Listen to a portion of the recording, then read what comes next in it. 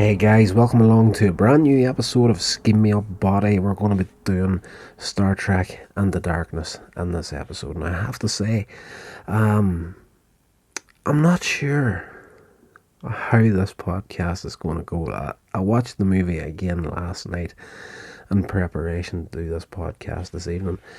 And I have to say, I'm in kind of two minds about this movie. There's a heck of a lot to like about it. But at the same time, there's a heck of a lot to not like about it. And, I would say probably there's more to like than dislike in it. Like, the cast do a fantastic job in this movie. And, even Simon Pegg kind of won me over a little bit in this viewing as Scotty. But I have to say, by the end of this movie, even though he did win me back a little bit, I still don't think he was a good pick for Scotty, but he is very, very good in this film. The whole cast is back. Chris Pine, Zachary Quinto, Zoe Saldana, Carol Urban, they're all back. The main, bridge crew of the Enterprise. We get Peter Weller is in here too, along with Benedict Cumberbatch. Now, it was no big shock or surprise where they were going to go with this one, with Cumberbatch, and the way they did it was good, but let's just do a quick synopsis of the plot of the film, and then I'm going to get into my thoughts on where I've fallen on it after watching it again. At the beginning of the movie, Kirk is removed from command of the Enterprise for violating the Prime Directive after he shows the ship itself to the primitive inhabitants of a planet, while he's trying to save them from like a super volcano, as well as Spock that's inside it.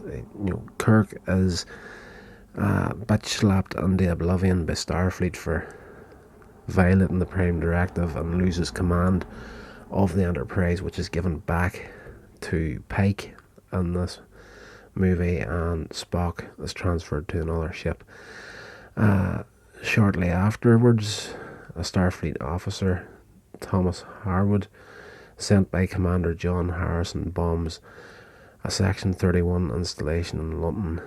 During an emergency meeting of the situation, Harrison uses a ship to ambush and kill Pike and other senior officers before transporting to Kronos, homeland of the Klingons. I'm going to be bombing through this very, very quickly here. Admiral Marcus reinstates Kirk and Spock to the Enterprise with orders to kill Harrison using a new long-range stealth torpedo. Scotty objects to allowing untested torpedoes on board without knowing their specifications. When he's overruled, he resigns. Kirk assigns Chekhov to replace Scotty, and en route to Kronos, Enterprise's warp capabilities become disabled. Kirk leads the team of Spock and Uhura to the planet, where they are ambushed by Klingon patrols. John Harrison appears and kills the Klingons, like super soldier territory. By this point in the movie, you know exactly where they're going with this guy.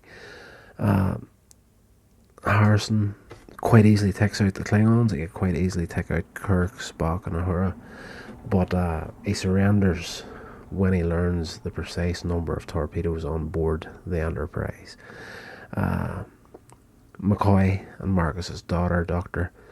Carol Marcus. Now, when she gets on the Enterprise at the start, she's not using the name Carol Marcus, but you know, when you start to see some of the names popping up in this movie, when you hear her name, you're going to be thinking Star Trek 2 straight away, like Dr. Carol Marcus. Anyway, John Harrison, as we'll call him, at this point tells Kirk to open one of the torpedoes. So McCoy and Carol Marcus opened a torpedo, revealing the torpedo contains a cryogenically frozen human. Harrison is taken to the Enterprise brig where he reveals his true identity as Khan Noonien Singh. We knew this was going to happen before this movie came out. He's a genetically engineered superhuman.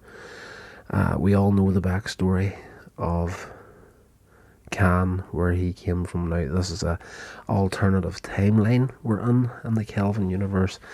So, he was found a lot sooner than he would have been in the prime timeline, and not by the Enterprise and Kirk like what originally happened, but by Admiral Marcus. He woke him up and forced him to develop advanced weapons. Khan reveals that Marcus sabotaged the Enterprise's warp drive, intending for the Klingons to destroy the ship after it fired at Kronos. That was the plan. They weren't originally supposed to be going to the planet to capture Khan, but Kirk, having the moral compass of the officers around him echoing in his head, he was going to carry out his orders, but then he says, no, we'll not fire torpedoes, we'll go get him. It was all a plan by Marcus to ignite a war between the Klingons and the Federation. Khan also gives Kirk a set of coordinates, which Kirk asks Scotty to investigate, and Scott discovers the coordinates lead to a covert Starfleet facility with a big starship in there. Now, okay, I'm not going to get into it just yet. There's a few little gripes I have with this movie, and it is, some of them are nitpicking little things, but some of them are blatantly, what the heck were you thinking whenever you did that sort of deal. The Enterprise is intercepted by a much larger Starfleet warship, the USS Vengeance, commanded by Marcus. Marcus demands that Kirk deliver Khan, but Enterprise flees to Earth to expose him. But after the Vengeance disables Enterprise near the moon, Carol reveals her presence aboard the Enterprise to stop the attack. Marcus forcibly transports Carol to the Vengeance before ordering Enterprise's destruction. Vengeance loses power after being sabotaged by Scotty. He is on board the other ship. With transporters down, Kirk and Khan, with the latter's knowledge of the warship's design, space jump to Vengeance, which is a pretty decent scene. Now I have to say that was very, very enjoyable. That part of the movie, that was very, very well done. Okay, I'm going to leave that bit of it out, and we'll come back to it later. But basically, while Kirk and Khan have space jumped over to the Vengeance, Spock discovers exactly who Khan is, and right, okay. Khan then, okay, we were waiting for it since he revealed who he was. It was a matter of time before the backstabbing happens. Khan demands that Spock return his frozen crew in exchange for the Enterprise officers. That's the Enterprise officers being Kirk and Scotty. And of course, the torpedoes that Enterprise was loaded with to fire at this planet have got every crew member of Khan's crew inside them. So he demands the exchange. Spock complies, but he and McCoy did a little bit of surgery on the torpedoes and removed the crew and armed the warheads inside it. So when Khan starts shooting at the Enterprise, Spock detonates the warheads, crippling the ship, With both starships caught in Earth's gravity at this point, they plummet towards the surface, and Kirk enters Enterprise's radioactive reactor chamber to realign the warp core, sacrificing himself to save the ship. Now, I wasn't even going to get into that there, but it is part of the plot. We need to cover that, but there is a couple of other glaring little things here that didn't destroy the movie for me, but it didn't help. Khan, thinking that he's lost his entire crew, decides he's going to crash the Vengeance into San Francisco in an attempt to destroy Starfleet headquarters, while McCoy discovers that Khan's blood has regenerative properties that may save Kirk. Spock pursues Khan through the city, and the two engage in hand-to-hand combat, and Uhura beams down at the last moment to stun Khan, because at this point in the movie, Spock is out for blood. Very emotional in this movie.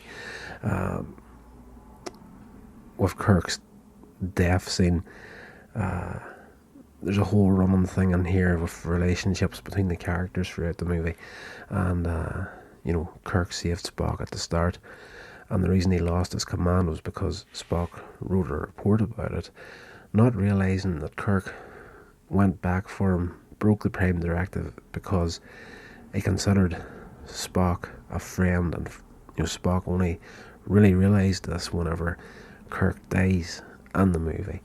And instead of, we've got the famous line from the Wrath of Khan where Kirk screams, "Khan!" In this movie, Spock does it. "Khan!" He goes off and ready to kill him, but McCoy only made the discovery of the regenerative properties of the blood after Spock left the ship, so Uhura beams down to try and stop him, which she does successfully. Anyway, at the end of the movie, they use the blood of Khan and its regenerative properties.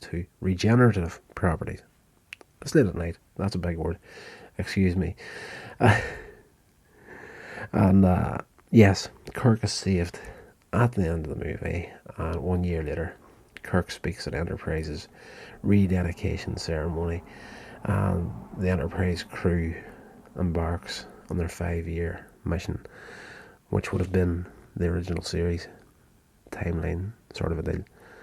And I don't know, it's just there's a lot of things in this movie that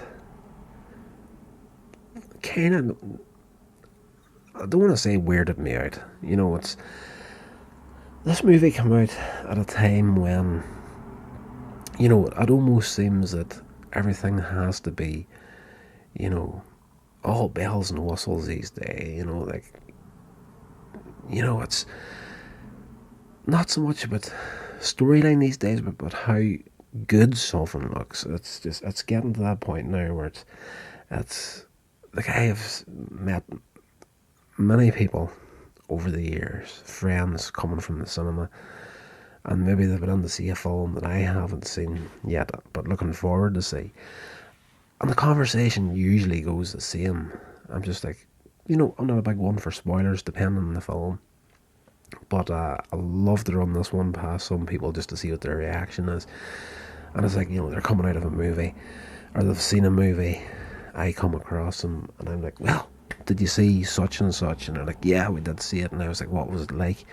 It looked amazing, man. It looked absolutely fantastic. And I'm like, well, was the film any good? Yeah, it was good, it was great, it looks amazing. And it just seems to be all about the visuals these days and not the storyline. Like I've even pushed that with some people, and they say, what was the film about? Is there anything don't be worrying about spoiling it for me, just give me something here. And it just usually sticks to that same thing. That it looks great, man, you're going to love it. And it's just, I think Star Trek Into the Darkness suffers from that a little bit. It's just a lot of style over substance at the end of the day. Right, I enjoyed this movie, don't get me wrong. I kind of give it a bit of a hard time there, but as I said, if this movie's on, I will sit down, partake of it, and enjoy it.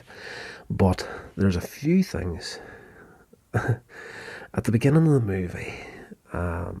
There's that super volcano going to go off on the planet, and Spock has an idea to shut it down. He drops this device in that'll basically freeze it and save the planet, which is all fine and well. They get in there, they're on a shuttlecraft, and Spock ends up getting trapped inside the erupting volcano. Now, the only way they can get him out of there is to beam him out, and they need the Enterprise to be in close proximity to do it. Now, the thing is,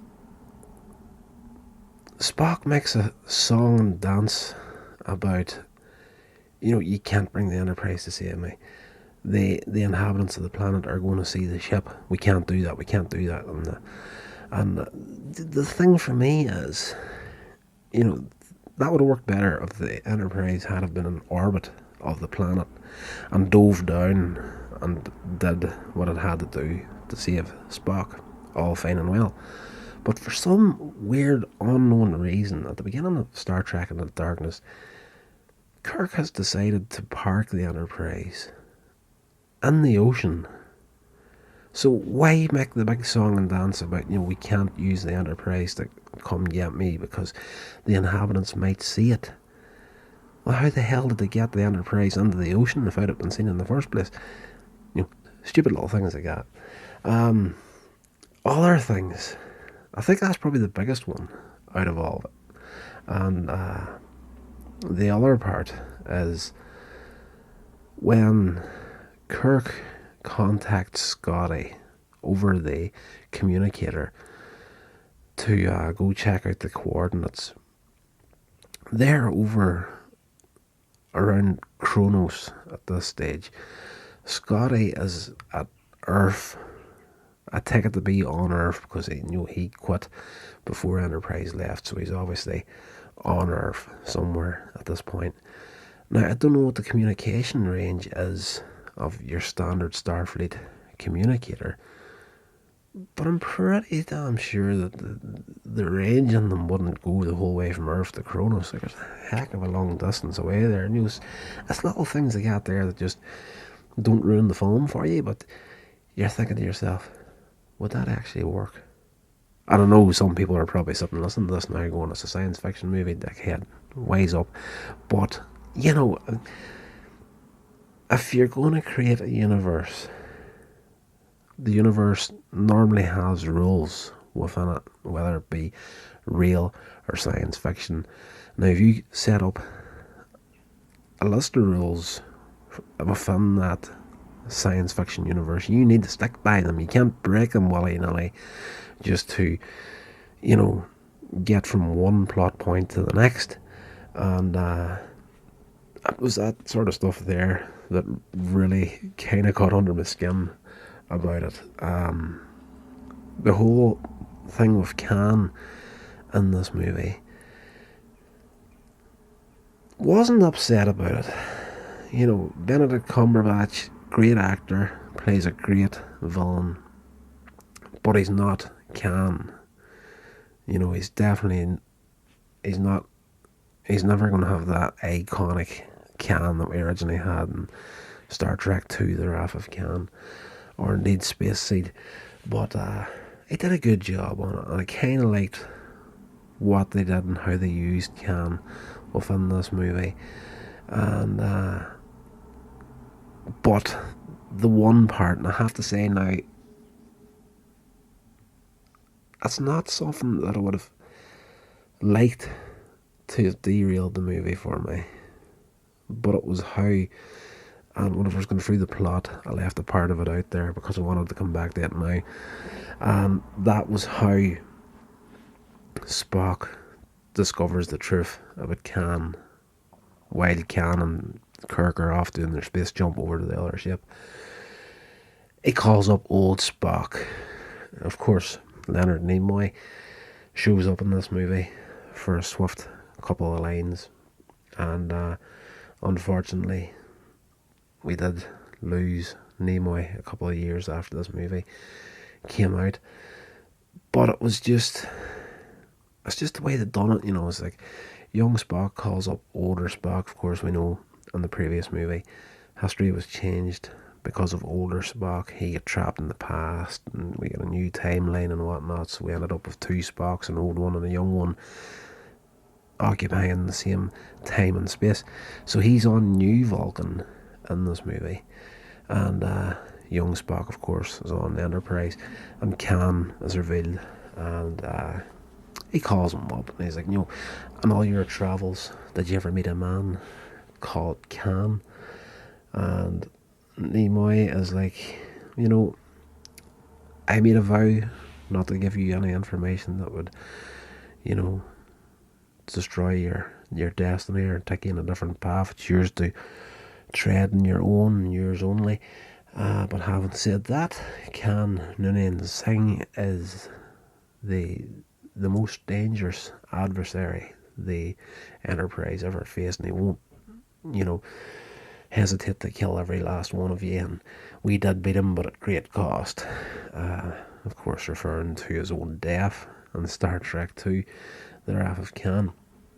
But it was there. That's what had happened for me. I was just like, oh man, what did you do that for? You didn't need to do it. Like, it's nice to have that little callback of one of the original cast members having a cameo in the movie, but gosh, did you really just need to put in that information dump right there?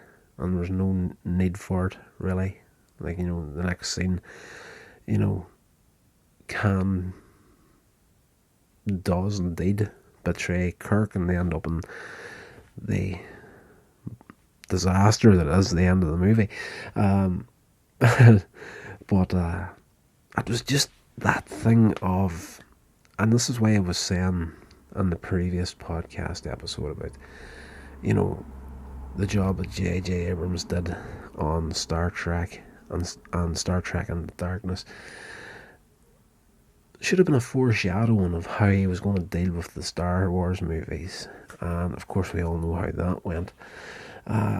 For me, I like J.J. Abrams as a director. He's very, very good at giving you a good visual movie. But what I have learned through Star Trek and Star Wars as well is that he's pretty good at starting something off, but he's not good at keeping it going or finishing it. And we definitely did get that with Star Trek Into Darkness, because all the key points that would have been in the original Star Trek 2, The Wrath of Khan, there's a good few of them in this movie as well, but they're the mirror image, essentially, of what originally happened. So instead of Spock sacrificing himself to save the Enterprise, in this movie we get Kirk sacrificing himself to save the Enterprise. And and that whole regenerative bloods thing as well just now, and I'm looking at it on my notes here. We basically get the cure to death in this movie through Khan's blood. There's him and his 71, 72 odd crew, all superhumans, they're all super soldiers basically, and of course if Khan's blood has this regenerative property, like obviously all the rest of them have. So, what's going to happen there then? It's just like, all diseases are gone at this point. All bets is off. Kirk dies saving the Enterprise, and he's out of the game for quite a while, and they pump him full of this stuff and bring him back to life. And just what do they do at the end of the movie? The freeze can put him on his little tube and lock him away at the end of the movie. But we got the cure to death at the end of Star Trek Into Darkness as well. Just a lot of weird little plot points in there that I just kind of thought to myself, it's weird. But in saying all that, the movie is an enjoyable time. The effects are great. Probably one of the other little nitpicking things is when they the Vengeance catches up to the Enterprise while it's at warp and fires upon the Enterprise and blows it out of warp, essentially. There's a lot of parts in this movie where I actually thought to myself, this is visually stunning and all that, but could the Enterprise actually have survived that? And again, it's a science fiction movie, it's not real, but as a Star Trek fan, it is real.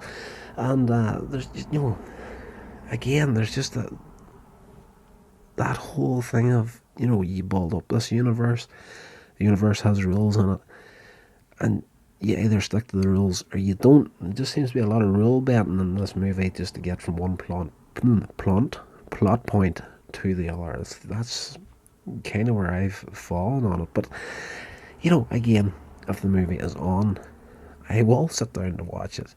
And in all honesty, last night was a stupid time for me to start into the movie because I wanted to get it watched so I could record this tonight. But I started that movie at like 9:30 last night, and I normally have to get up in the morning like just before 4 a.m. So, a couple hours worth of a movie, surviving in about 4.5, 5 hours sleep.